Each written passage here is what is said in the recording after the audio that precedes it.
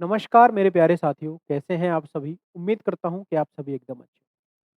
आज की जो ये शॉर्ट वीडियो है, ये जो सेशन है, ये आपके उन चीज़ों के लिए है। आपने हमेशा देखा होगा कि जब भी आप कोई भी एग्ज़ाम का फॉर्म फिल करते हो, तो आपके अंदर हमेशा ये चीज़ें हलचल हमेशा बनी रहती है कि यार आखिर ऐसी कौन-कौन सी चीज़ों को हम फॉलो करें, जिससे हमारा एग्ज़ाम में सिलेक्शन लेना आसान हो। तो उन्हीं चीज़ों को देखते हुए मेरे दिमाग में जो-जो चीज़ें आई हैं, मैं उनको आपके सामने एक्सप्रेस कर रहा हूँ। मुझे लगता है कि कुछ चीज़ें ऐसी होती हैं जो सभी एग्ज़ाम्स के लिए कॉमन होती हैं और हर विद्यार्थी चीज़ों को एक ही तरीके से सोचता है। मेरा नाम है कौशल सारस्वत, मैं सुपर कोचिंग टीचिंग क्लासेस में मैं पढ़ाता हूँ फिज़िक्स। बेसिकली आपने एक चीज़ को देखा होगा कि जब भी हम किसी भी एग्ज़ाम को जब हम टारगेट करते हैं, तो सबसे पहले हम लोग क्या चीज़ सोचेंगे कि जिससे हमारा जो सिलेक्शन है, वो बहुत आसान हो। तो जैसा मुझे लगता है मेरे साथियों, मैं वही चीज़ें आपके सामने यहाँ पर लेकर के आया हूँ और यहाँ पर हमने लिखा हुआ है कि ऐसी चीज़ें जिनसे एग्ज़ाम पास होना हो जाता है आसान। ये बात बिल्कुल सच है। देखो, मुझे ऐसा लगता है कि अगर आप सबसे पहले जब भी आप किसी भी एग्ज़ाम को टारगेट करें, जो भी आपने एग्ज़ाम टारगेट किया और आप फ़ॉलो करके देखिएगा, सबसे पहले आप लोग एक ही चीज़ को फ़ोकस करिए और सर वो चीज़ आपकी यहाँ पर होती है सिलेबस।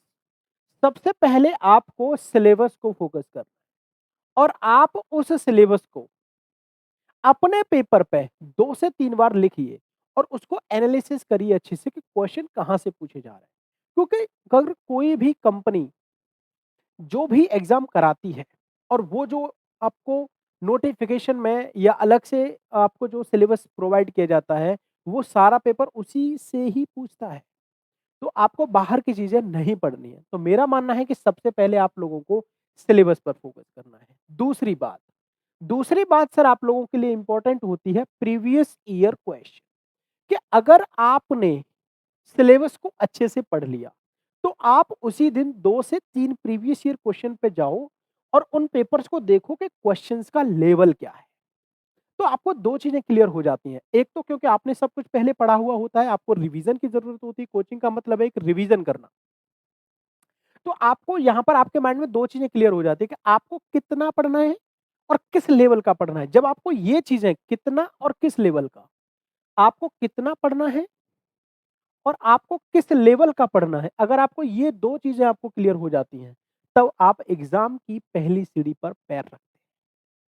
और इसके लिए मैं आपको एक यही सजेशन दूँगा कि जब भी आप कोई भी ऑनलाइन इंस्टीट्यूट या कोई भी यूट्यूब चैनल चूज़ करें, तो सबसे पहले उस शिक्षक की क्लासेस जाकर के ज़रूर देखें, क्या वाक़ई वो शिक्षक आपको उस लेवल तक और उतना बता पा रहे हैं या नहीं? अगर आप किसी भी शिक्षक से सैटिस्फाइड हैं, तभी आप उनकी क्लासेस को देखें, अन्यथा कोई भी समय बर्बाद ना करें। बहुत सारे शिक्षक या बहुत सारे स्टूडेंट ऐसे शिक्षक की क्लासेस देखते हैं, उनका लेवल उनको लगता है कि वहाँ पर वो एग्ज़ाम क्वालीफाई नहीं कर पाएगा बच्चा, लेकिन वो फिर भी उन चीज़ों को समझने की कोशिश करता है। लेकिन मेरे प्यारे साथियों, वो शिक्षक भी जानता है कि वो आपको बेसिक लेवल पर पढ़ाने की कोशिश कर रहा है। लेकिन बेसिक लेवल से सिर्फ बेसिक ही क्लियर होता है, लेकिन एग्ज़ाम क्वालीफाई करने के लिए आपको हर एग्ज़ाम के एडवांस लेवल तक पहुँचना पड़ेगा।